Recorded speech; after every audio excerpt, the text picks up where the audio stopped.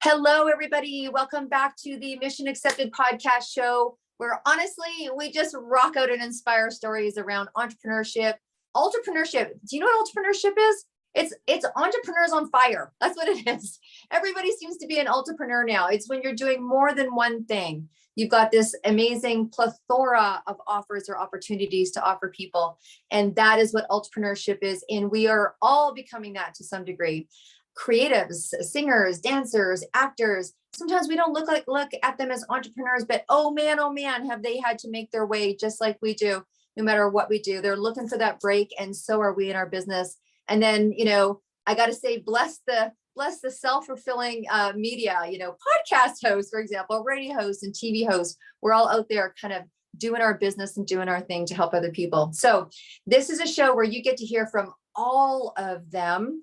And if you are one, please call me. Let's get you on the show. But we have done something pretty special. And by now you have probably met Melissa. Melissa is our expert in supporting and educating people that are entrepreneurs. And for those of you that want to be entrepreneurs, or you want to learn more about this, what the heck is digital marketing? So I won't go deep into the roots of this woman's incredible story of how she decided to go from corporate, where she was doing extremely well in corporate, to having an epiphany around forgetting her daughter's age when someone asked her about her birthday party, and realizing that maybe she wanted to do something that was building more time freedom for her. And so she has agreed to come on, and we're so grateful because she is truly an expert in her field in this digital marketing world, and come and share what is digital marketing? What are the aspects of digital marketing? What can you tap into and really get the, without having to pay for the 15 top tips? We're just giving it free. We're just here free. And then if you have any questions, she'll give you her information. You can reach out and she'll graciously help you through that. And we're talking about different topics over the course of the next number of months. You are going to get to know this woman. I myself have been having some epiphanies doing these, and I've known her for a while. Anyways, you guys, I want to introduce Melissa, and Melissa is going to be coming on today, Melissa McClelland, and she's going to be coming on today and talking a lot about evergreen. We hear this word evergreen opportunities and evergreen marketing, and people are like, what is that? And what's the advantage? And how can I do it? So Melissa, welcome back onto Mission Accepted. Thank you so much. Yeah, I'm so happy to be here and to be continuing this series and helping all of you entrepreneurs out there get some clarity on digital marketing and hopefully touch on some burning questions that you may have thought about, or maybe even try to Google some information on, but just can't seem to figure out a way forward, or what exactly all of this means and how to implement it in your own business. A lot of times entrepreneurs, when it comes to digital marketing, they even get stuck at what to do first. So today, I really want to talk about planning for long-term growth, planning for sustainability right from square one, even if you are at the very beginning, and what kind of offers are going to set you up for success in terms of building a sustainable income online. And I think that's so important because, Melissa, one of the things about digital marketing that kind of floods people's, like I say, prefrontal cortex, or your brain, is the plethora of what people do, what they don't do, what we should do. And honestly, even going on to Google to try to find out your marketing plan can be a really interesting process, right? I don't know if I highly recommend it or recommend it at all, because you can get lost in that rabbit hole and end up listening to something that may or may not be, pertinent to you. So that's why I love how we're building relationship, not only with each other, but with the audience. And so that they can come to know and trust that you as an expert, and look at, you're coming on the show now, and we've been talking for a year and a half. So, you've claimed your spot, what it is that you're doing. And I think that it's really important to have a trusted source, because we are talking sustainability. We are talking long-term. And sometimes in our businesses, we do something and it might be exit stage left, maybe didn't work the way we wanted. And we don't know how or maybe why it didn't work if we don't have the advice of an expert. So we do something that we see, or someone says, I'm killing it on TikTok. You got to go on TikTok. So you go on TikTok, but you don't even know if that's your audience. You don't even know if your people are there. You don't know if your audience is coming on at 6 a.m. and you're on at 6 p.m. There's so many elements. And honestly, I would much rather have somebody else's expertise brain guiding me through that, because things can work. Sometimes just doing them a little differently, or you shouldn't be doing that at all. That's not your thing. So what I love about what we're going to talk about today, evergreen, is things that are going to help sustain, because you're not just in the business for the now. You're not just in business for the trend, right? I mean, maybe you're building a business and you plan on selling it off to somebody, but you're going to sell it off to somebody that wants to have sustainability. It is the long game, right? So that's why I think making decisions around marketing can be stuff that you're doing in the immediate, but there has to be a ROI to it, that return of investment. So please tell us, there's a lot of people that are tapping into the word evergreen. What is evergreen? And, a lot of coaches, consultants. I know that you specialize in personality businesses. I love that name, by the way, personality businesses, because even if they're buying your, your earrings, they might be buying you first, so you're in a personality business. Please do share with us what we can do to have evergreen business and sustainable financial return. Absolutely. And I think part of the fun of being an entrepreneur is being able to take risks on new ideas and new things and test them out. And while it's fun, unless you have a sustainable source of income from your offers, you're not really at a point where you can afford probably to invest your resources now, not just financially, also your time into experimenting with new things. So that's why I would encourage entrepreneurs to think of sustainability first, evergreen offers first, because that will actually, when that is done right, that will give you the freedom to explore other offers and to really enjoy the fun part of owning your own business and going down that road and exploring different things. So today, I'm speaking to mainly coaches, consultants, personality-based businesses. There's tons of information out there about how to create a course, become a course creator. Yay! And I find that a lot of the advice that's out there basically comes down to one key thing, and that is think about what you are really good at. Sometimes, if there may be a heart-centered coach or consultant, they might say, and also what you're passionate about. And then figure out how you can map out that information in a course and show other people how to do it.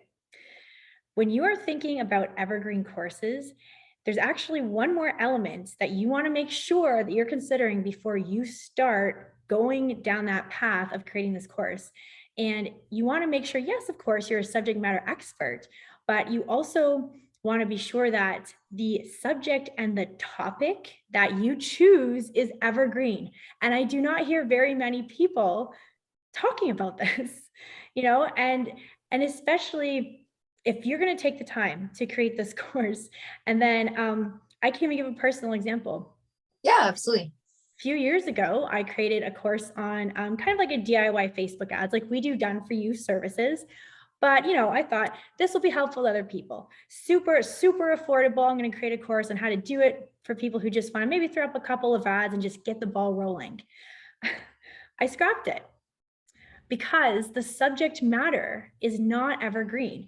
Facebook or Meta changes the look of their platform all the time.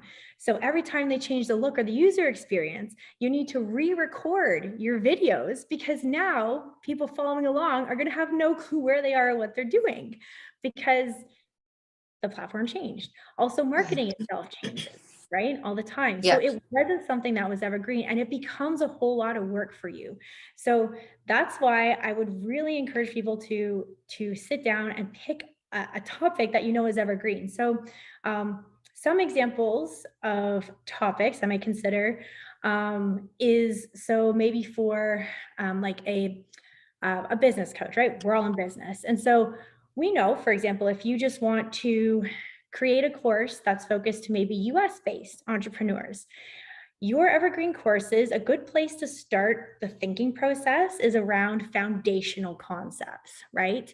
So maybe what it takes to actually establish a business, right? Like structurally, you need to register here, you need to do this here, like those kind of things. The odds of them changing in the next couple of years is Not very likely, right? Some of these things, these processes have been in place forever and ever.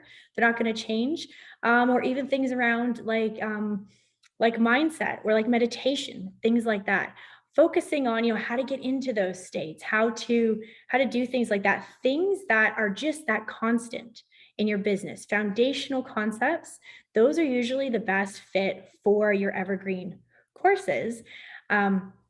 And then as you get further on, right, once you've established this evergreen course, that's going to, be your staple offer. It's going to be the one that's generating that sustainable income. Then that would be the time to explore. Okay, now that you've taken this one, now take this super cool new offer where it digs into this very specific thing. Or maybe there's a trendy new, I don't know, like healing technique, right? Like mindset, or you're a healer. Now there's this new healing technique that's come out that everyone wants to know about. Okay, now maybe do a course on that. But I wouldn't start with those things because, as we all know, trends come and go, right? So Well, and I would think that if you had a base of people, so it's funny, I'm going back to my aromatherapy days, right? So a lot of the lectures that I taught, I would do introductory aromatherapy, right? The history of aromatherapy doesn't change. Gaudafase, Fassé, when he burnt his hand in the lab and put lavender on it, went and had like, oh my gosh, lavender is just as, we need to start, working with lavender on burns. When you go back to the origin of how aromatherapy came to be, then it was aromatherapy, intermediate, and then advanced aromatherapy. Those skills never changed. And then I would do aromatherapy for children, aromatherapy for parents, aromatherapy for, skin conditions, aromatherapy for depression. But there was that foundational piece that never changed. I guess you'd have to change it. I was realizing like, okay, well that, I've had it for 4 or 5 years. Maybe I want to do it differently because I look different now, but the information was still the same. I think that's a great place to start, or that's a great thing to remind people. You see it all the time in the world of, the things changing, and then they kind of upgrade or they offer an extra class or something like that. Yeah. Absolutely. Yeah. And I know that somebody listening or watching right now is probably is probably thinking, okay, well, if I stick to the foundations, like you said, like the basics of aromatherapy, well, if I stick to this, I thought all the gurus said I need to be like super niche with all of my offers and all this, like, how am I going to stand out if I'm just focusing on these basic concepts? So coaches and consultants, personality-based businesses, your ultimate brand differentiator is you. It's your personality. Okay.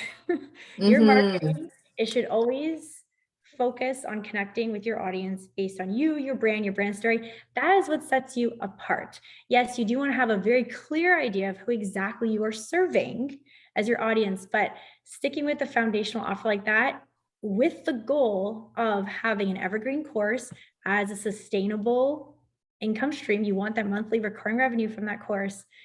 In that context, you're okay. Do not stress about that. This is about sustainability, right? We're not just in business for fun, right? We still have bills to pay. So focus on that first, and then enjoy the freedom after. Get as creative as you want, test new offers as you want to, and just get that passive income flowing. And so when people are taking a look, they're like, okay, because we are seeing it everywhere. Hey, I help people get their courses online. Hey, I know that's what you guys do as well. So, so having someone taking that step back and going, at the core of what I teach, what is it? What are those fundamental pieces? And then they're making a course. So let's talk a little bit about that, because you're like, evergreen offers. So yeah. Is it just through a course? Like, is there anything? Okay, I know what I do. I know what I can teach. So take me from there. Yeah. So once your course is developed, if you really want to turn this into a passive income stream, how scrolling through social media, you will hear the stories. I did this. I make this much. From this, and passive income, I do nothing. Oh yeah. Right. You see it all the time. Yeah. Yeah. And you're like, really? Did you really make $500,000 in the last 8 hours? Really? And then there's the ones that are more legitimized. You're like, okay, that makes sense. Yeah.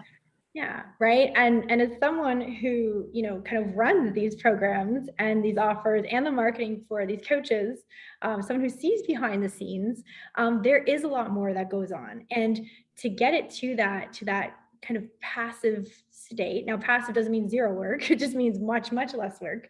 Um, you need to incorporate automation into marketing that offer. If you create an evergreen course and you nail that, but then you're only using organic strategies where you're just going on Facebook Live nonstop trying to sell your product, that's going to burn you out. And that's not the reason why you created this evergreen product. So getting familiar with funnel platforms specifically, that have all of the capabilities to be able to fully automate all those steps to, from when somebody downloads your free lead magnet, let's say, it takes them to the next step. All of that can be automated. Your fulfillment emails to your course are automated. Your course access is automated. All of those things. You can even automate a personal email message from yourself to, like, pre-written, of course, it's automated to go out to the person. Those funnel platforms and that automation is really going to make this so easy for you. For our clients, it's that they just refresh their inbox. Oh, look, Stripe payment or PayPal payment. Sweet. Like, that is as simple as it can be. If you do take advantage of those automation tools out there, that is how they are doing it.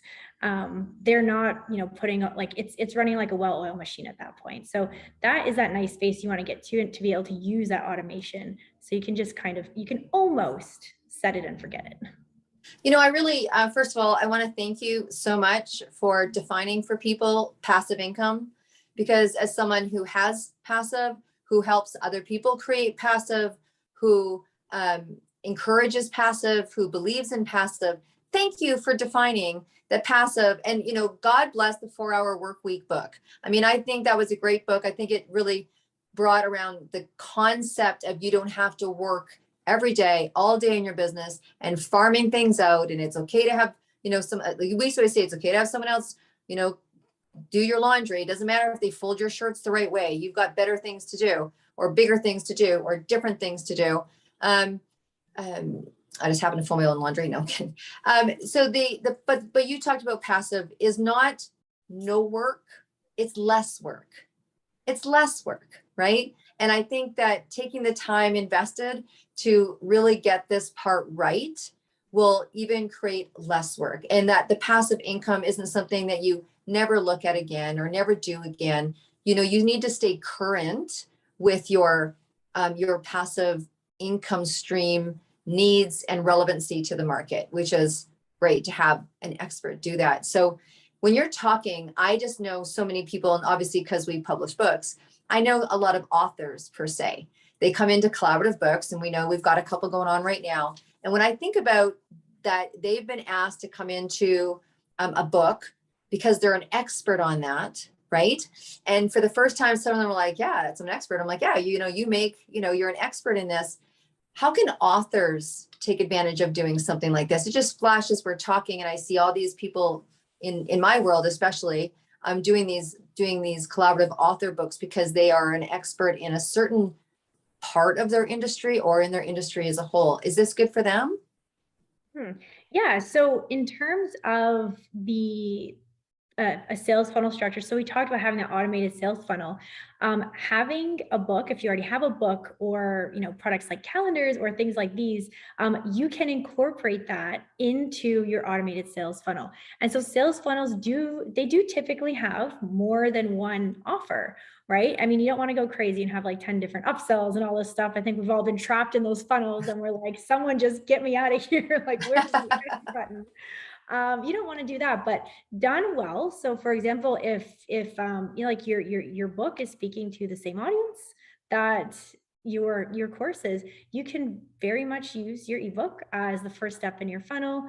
If you want to, or in one of your funnels, where the second step is, hey, okay, read this book.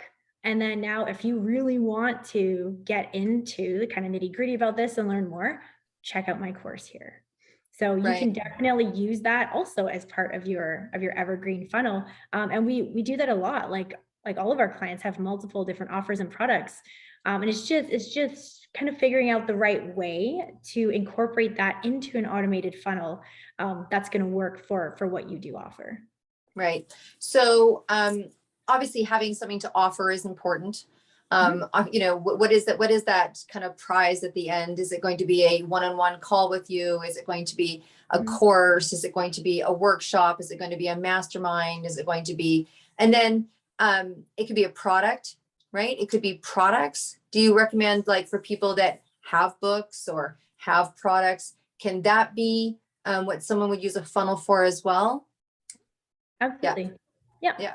Yeah. Okay. And so when you're talking about evergreen, so let's go back to evergreen a little bit and this automation.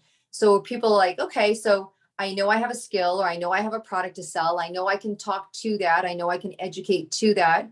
And so coming up with that first video, I'm assuming the video or the webinar or whatever it is that's going to give them that, and then driving them to take that next step, right? And doing that through automation. So what are some of the things that people take, that people, what are some of the next steps that people send people to? Yes, so we can use the example of the ebook to the evergreen course. So an ebook, you could, I'll just kind of put together a funnel here just off the top of my head. Yeah. So you can maybe offer, if you have an ebook, so you can maybe offer the lead magnet. So the first step in the funnel when people land on your page, it could be, hey, get a free chapter of my ebook. And then the next one might be, hey, like, if you purchase this book now, if you have multiple books, say, hey, you can get my entire series right now for this price.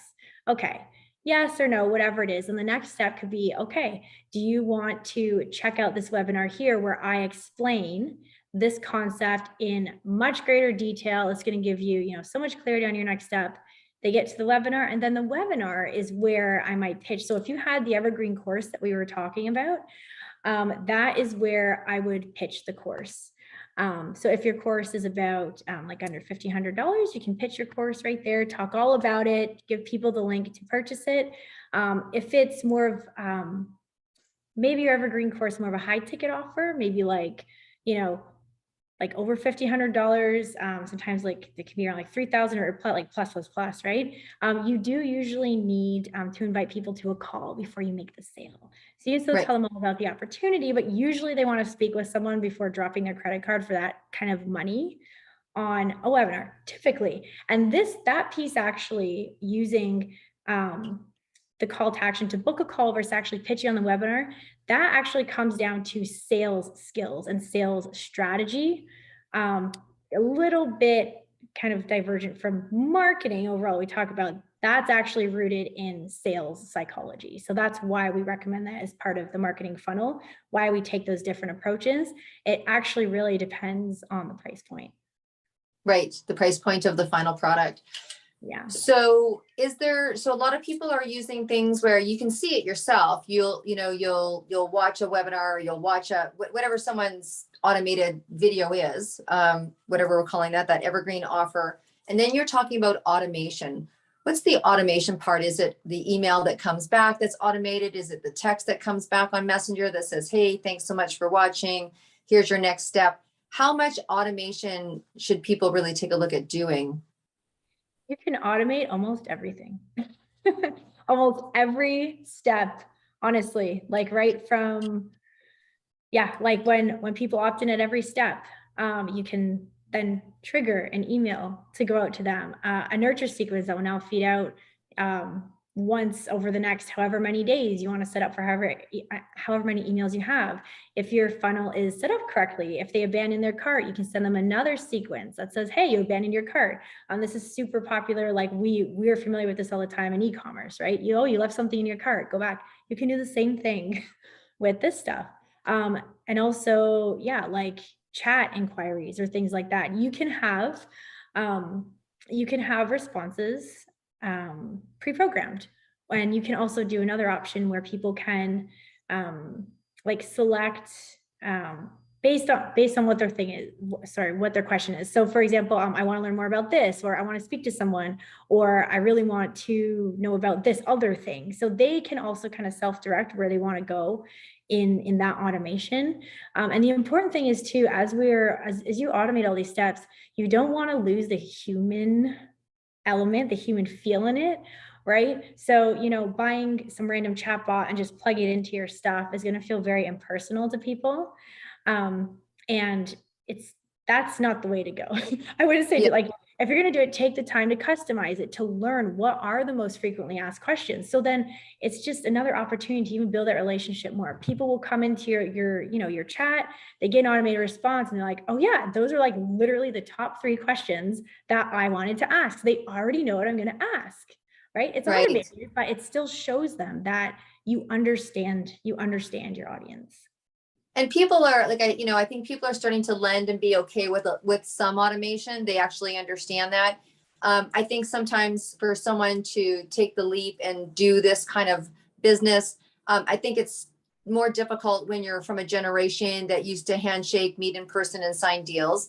And I think, just giving people that slack. I know for me, it took a while for me to really comprehend this and watch it happen in the marketplace, be a user of it, where I've signed up for things and I'm watching how people are sending me their emails, what I like, what I don't like, and that it really has become a okay form. I mean, 5 years ago, people would have been like, what, you're not going to pick up the phone and call me? That it really has changed. And it's been I'm not going to say difficult, but it's been like, wow, it's been kind of mentally getting over, as much as I am a belly to belly person. I built my business that way, and I will continue to build my business this way. And I'm one of these people that are going to hybrid. Some people never want to talk to people, and this is their lifelong dream come true. I'm more of a hybrid person. I'm going to go to, a trade event or a networking group or meet with someone for coffee or tea. And I'm super cool with that. And I think and hope we don't lose those communication skills, but this is a great hybrid. When I hear about this process and doing the video and setting up the automation and what have you, I'm like, wow, how long should someone plan for that process? Because it's a creative process, right? So when someone goes, okay, look, I'm going to bite the bullet. I want to do something automated. I want people to get to know me on a mass scale.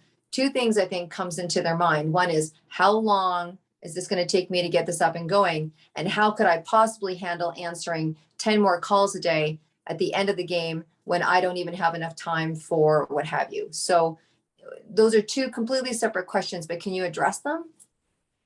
Sure. Okay. So I think in terms of, and let me know if I'm on the right track here. So in terms of automation, I just want to say, so I think for me, by incorporating automation that is not impersonal, that automation, it allows you to have that, it creates this extra time, that elusive extra time in your business that you can have available for answering those calls, right? If you have a high ticket offer, getting on the phone with people to sell your high ticket offer, right? Yeah. Like that is really, if you have a high ticket offer, yourself as a business owner, you getting on those sales calls, if you don't have a team yet, but that is actually the most leveraged task you could probably possibly do for your business. It directly generates sales for you, right? So that automation, it will free up the time for that. In terms of, sorry, go ahead. No. I was going to say that's exactly. And so here's the interesting thing that I want to say about that is because some of the hesitancy is around like, oh my gosh, how can I handle it? And I'm like, but that means that you don't have to be doing this marketing yourself. Like you're handing the marketing over to an automated person. So you truly can do the piece of that final close and make that automation, you know what I mean? And you can turn it on and off if you're fully booked for the next 6 months, So It's like, because people think, how can I do it? And I'm like, well, the question is, how much of your time are you really doing marketing now? Probably quite a bit.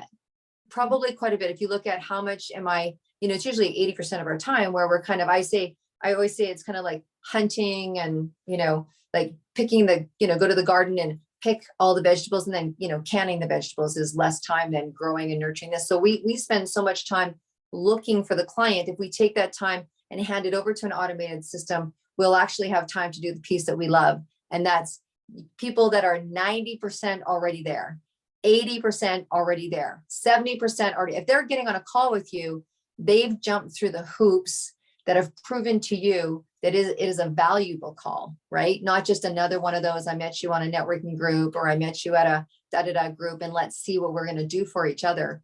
They're already through that sales process. Yeah. Anyways, I And just wanted to highlight that. Yeah. Yeah. And the automation as well, it doesn't only free up time in your calendar. It also, so a lot of online entrepreneurs, the very first person they'll hire when they think of hiring is a VA. How much time does your VA spend on things like maybe booking calls, rescheduling? All of that can also be automated as part of your funnel.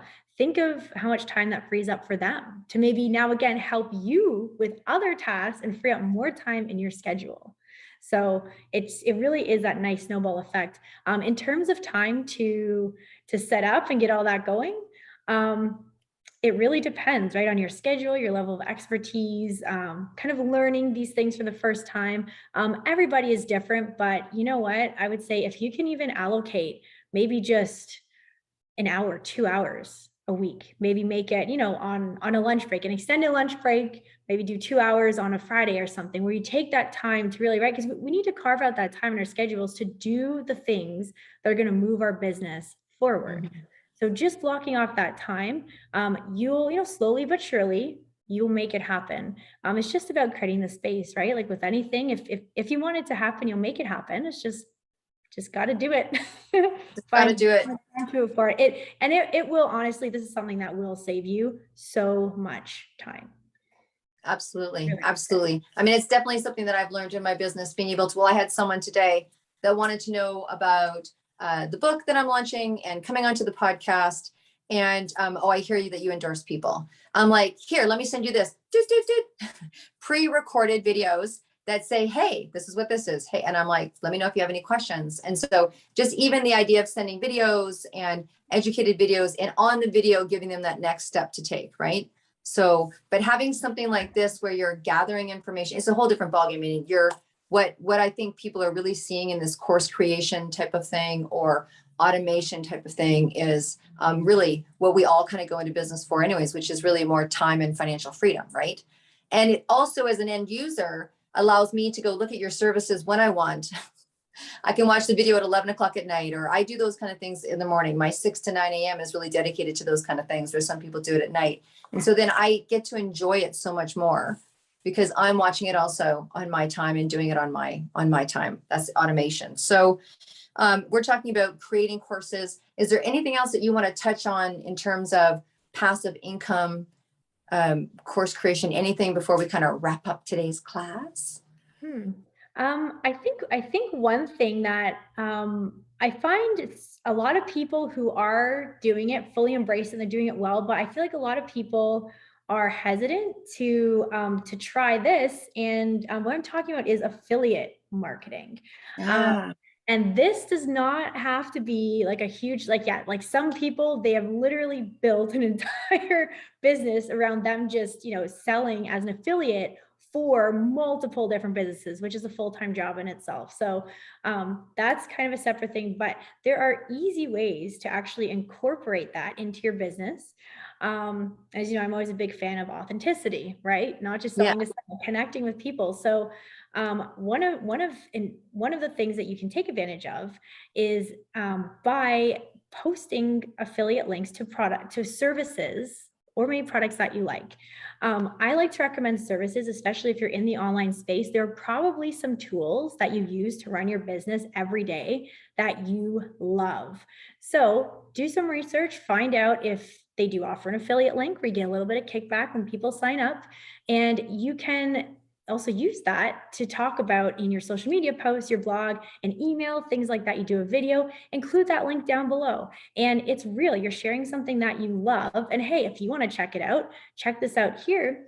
And as an added bonus too, to also build your relationship, you could also say, hey guys, click this link, you sign up here, and I will also give you access to then one of your offers, a free seat at a live training that's coming up, a copy of your free book, whatever it is, you get them in your funnel, on your list, and then you're also making a little bit of kickback if they go and sign up while still sharing a service or platform, an app that you use and you love.